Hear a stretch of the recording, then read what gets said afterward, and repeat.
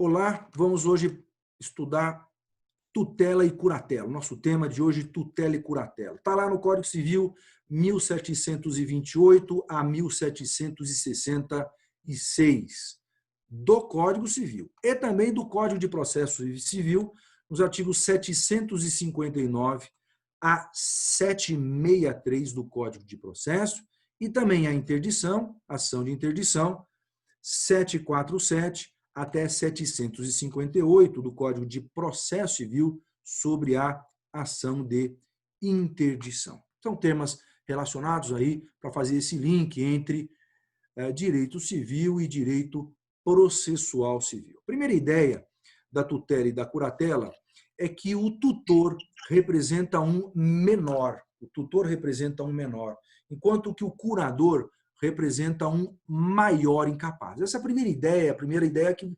diferencia esses dois temas de tutela e curatela. Além do mais, é muito comum nos livros de doutrina, está escrito assim, a tutela é o sucedâneo do poder familiar. O que quer dizer, quando a gente lê no livro, que a tutela é o sucedâneo do poder familiar? Porque o menor, ele é representado pelos pais. Se ele tem pai, mãe, ou pelo menos um dos pais, quem representa esse menor é o pai, ou a mãe, ou os pais. Então, a existência do tutor, a nomeação de um tutor para representar esse menor, vai ser necessária na falta do poder familiar, ou seja, quando os pais morreram ou quando os pais eventualmente perderam o poder familiar, foram destituídos do poder familiar. Então, é na falta do exercício do poder familiar é que nós vamos ter a necessidade da tutela, do tutor. Por isso que se chama ou se escreve que é o sucedâneo, na falta de poder familiar, nós vamos ter a figura do tutor. O curador já é diferente, porque o curador é o representante ou um assistente de um maior incapaz, Então, se a pessoa já atingiu 18 anos, em regra, ela se torna capaz. Mas se ela não consegue praticar os atos da vida civil, entender o que está acontecendo, então é nomeado, ou pode ser nomeado para ele ou para ela, para esse maior incapaz, um curador, nessa primeira abordagem da nossa aula de tutela e curatela.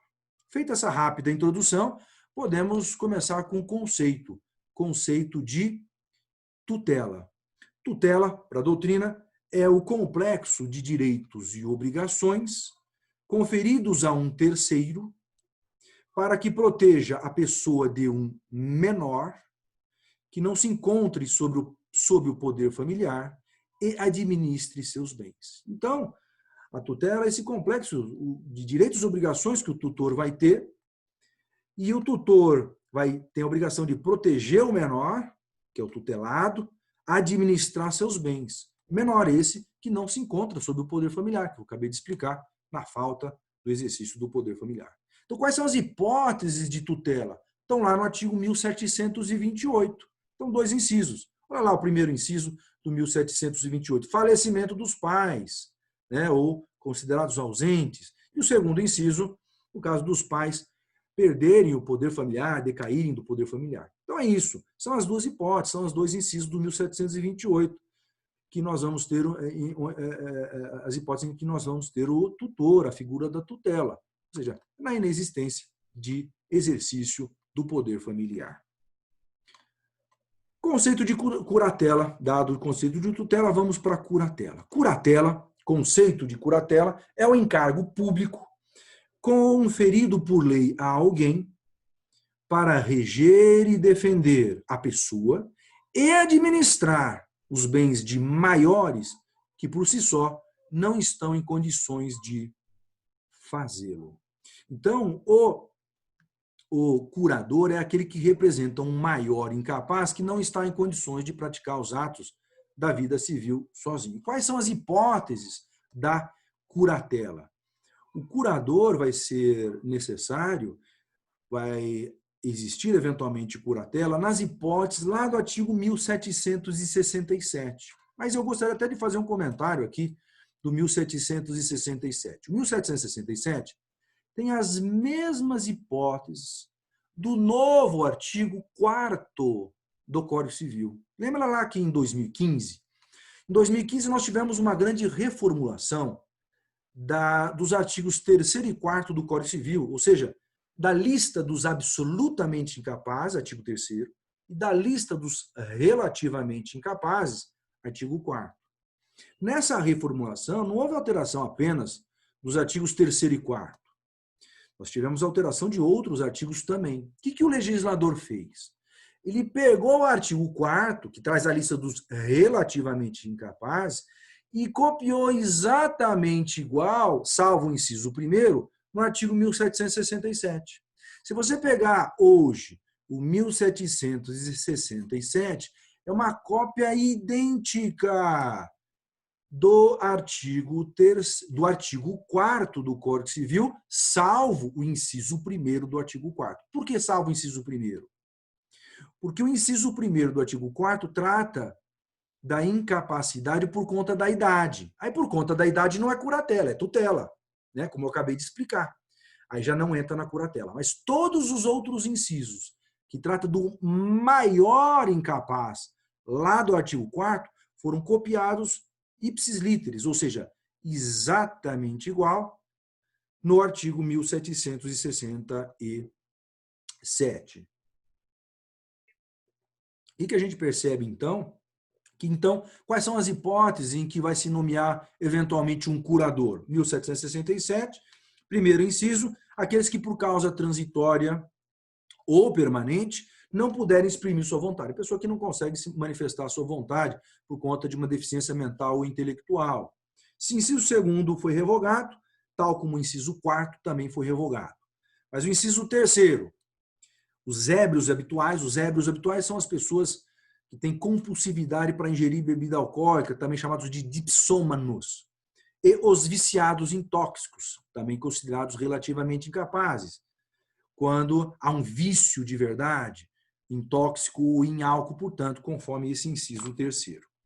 E o 5º inciso do 1767, os pródigos, né? As pessoas que têm compulsividade para gastar dinheiro por conta da prodigalidade, então, essa pessoa é relativamente incapaz. Então, havendo essa necessidade, por conta da incapacidade de um maior, se ele fosse um maior capaz, não haveria necessidade de curador, por conta dessa incapacidade será nomeado um curador. Vamos aprofundar, então, na matéria de tutela e curatela. Próximo item, próximo tema de tutela e curatela, espécies. Espécies de tutela e curatela. Primeira espécie é a testamentária. A testamentária é aquela que decorre do testamento. O nome já está dizendo. Testamentária. Então, imagina o seguinte, o pai está muito doente, acredita que vai morrer antes do filho atingir 18 anos. Ele pode fazer um testamento indicando, escolhendo o tutor, olha, se eu morrer antes do meu filho completar 18 anos, da minha filha completar 18 anos, eu quero que o tutor ou a tutora dela seja fulano de tal. Então, é uma escolha através de um testamento. Dá uma lida em casa no artigo 1729 do Código Civil, 1729 do Código Civil. Primeira espécie é a testamentária. Segunda espécie, na falta de testamento, então, a indicar, nós passamos para a segunda espécie, que é a tutela ou a curatela legítima. A palavrinha legítima vem de lei. Então, a tutela ou curatela legítima é aquela que decorre da lei. É aquela que decorre da lei. Mas qual lei? Código Civil. Só que são dois artigos distintos. Um artigo para tutela e outro artigo para curatela. Né? Então, vamos imaginar o seguinte, os pais morrem. Qual que é a primeira pessoa que você pensa para nomear, para ser o tutor dessa criança? Os avós, né? Os ascendentes. E é exatamente isso que nós temos no artigo 1731. Na tutela legítima, as pessoas que vão ser nomeadas estão lá no artigo 1731. Em primeiro lugar, os ascendentes, foi o que eu acabei de falar. A primeira pessoa que você pensa são os avós, né? Os avós. Na falta deles, os colaterais até terceiro grau, segundo e terceiro grau. Colaterais de segundo grau são os irmãos, colaterais de terceiro grau são os sobrinhos e tios. Então, muito comum, na falta de avós, ser nomeado um tio para assumir a tutela daquela criança, passa a cuidar, né, para passar a ter a responsabilidade sobre o sobrinho. Muito comum isso também na prática. Isso em relação à tutela, então, 1731. Na curatela, quem que é a primeira pessoa que você pensa para ser o curador? Se o curatelado está casado ou mantém união estável, é normal que você pense no seu cônjuge ou no seu companheiro de união estável. Então, a primeira pessoa que se pensa é o cônjuge, está ali no 1775 para a curatela. A primeira pessoa é o cônjuge ou companheiro para ser o curador do outro cônjuge ou do outro companheiro de união estável. Na falta de cônjuge ou companheiro, ou seja, se o curatelado não está casado ou não mantém união estável, primeira pessoa, quem que a gente pensa? Ou a segunda pessoa, quem que a gente pensa, então, para ser o curador de um maior incapaz? O próprio pai, a própria mãe, os pais dele. Está aí na sequência do 1775. Em segundo lugar, o pai e a mãe, e depois, na sequência, os descendentes, né, o filho. Então, essa lista de pessoas do Código Civil é até o que normalmente a gente já faz no fórum, de buscar as pessoas mais próximas da família para serem os curadores. E na curatela, o artigo é 1775. Essa é a segunda espécie, então, a tutela ou curatela legítima. Na falta dessas pessoas, desses dois artigos, passamos para a terceira e última espécie, que é a dativa, tutela ou curatela dativa. A tutela ou curatela dativa é aquela em que o juiz nomeia uma pessoa idônea, moral e financeiramente idônea. Está lá no 1732. Então, o juiz vai nomear outra pessoa fora dessa lista da espécie anterior, desde que seja moralmente e financeiramente idônea. Pode o juiz nomear qualquer pessoa para exercer a função de tutor ou curador. Aqui, ainda dentro desse tema, desse item de espécies, nós precisamos observar que deve o promotor de justiça, o juiz de direito e todos os envolvidos ali com aquela tutela ou curatela buscar não separar os irmãos. Quando os pais morrem, por exemplo, deve-se fazer de tudo para manter os irmãos órfãos, né, que perdemos pais, por exemplo, sob a mesma tutela da mesma pessoa, do mesmo tutor. Tá? Então, se busca sempre manter os irmãos unidos, juntos, na mesma família. Está lá no Código Civil 1733, também em relação a isso, uma orientação. Agora, deve-se buscar, não é sempre que isso acontece. Há casos em que se separam os irmãos? Sim, infelizmente isso acontece. Também se não vai se impedir uma adoção de um irmão por conta de, às vezes são vários e vários irmãos, imagina 6, 7, 8 irmãos, né, que estão lá num abrigo, na instituição de caridade, e se for buscar alguém que vá querer adotar a todos, essas crianças às vezes nunca serão adotadas. Então, às vezes acontece da separação dos irmãos. Não é o ideal, deve-se evitar ao máximo que isso aconteça, mas às vezes, na prática, isso acontece. A lei não proíbe que aconteça, a lei apenas direciona que se deve buscar e se evitar essa separação dos irmãos. Próximo tema de tutela e curatela são as escusas. Escusas legítimas. Lembra que a palavra legítima vem de lei. Então, são as escusas previstas em lei. Primeira pergunta aqui é a seguinte. Quando há a nomeação de um tutor ou de um curador, pode o tutor ou curador se recusar a assumir a tutela ou curatela? Né? Ou então, mesmo como o João está me perguntando aqui, quando há uma indicação pelo testamento de um tutor ou de um curador, o juiz é obrigado a nomear aquele tutor ou curador? Qual que é a força de vinculação daquele testamento? E a resposta é a seguinte: o juiz ele pode não, digamos assim, obedecer ao testamento, não nomear, desde que ele tenha fundamento. Ele não pode simplesmente deixar de nomear porque não vai com a cara da pessoa, não é isso. Ele deve obedecer aquela sequência das espécies que a gente estudou agora há pouco. Né? Mas se ele quiser nomear outra pessoa pulando essa sequência, ele tem esse poder, desde que tenha razões para isso, desde que tenha fundamento jurídico para isso. Por exemplo, aquela pessoa indicada, ou pelo testamento, ou prevista em lei, está cometendo crimes contra o patrimônio. Como que você vai nomear como tutor o curador para representar uma pessoa que não consegue se proteger, alguém que comete falsidade, estelionato, comete crimes, por exemplo, que prejudicam o patrimônio de outras pessoas, quando a função, ou uma das funções do tutor ou do curador, é administrar o patrimônio do tutelado, do curatelado. Então, é possível, sim, que o juiz nomeie outra pessoa, desde que tenha provas para isso, desde que tenha fundamento para isso. E outra questão que sempre me fazem é, o juiz nomeou, pode a pessoa não querer? Pode ser, não quero ser tutor nem curador. Pode. Na teoria, não pode. Na teoria, quando o juiz nomeia, é obrigado a ser tutor ou curador. Eu falo na teoria porque existem hipóteses chamadas de escusas legítimas que aí a pessoa vai poder se excusar.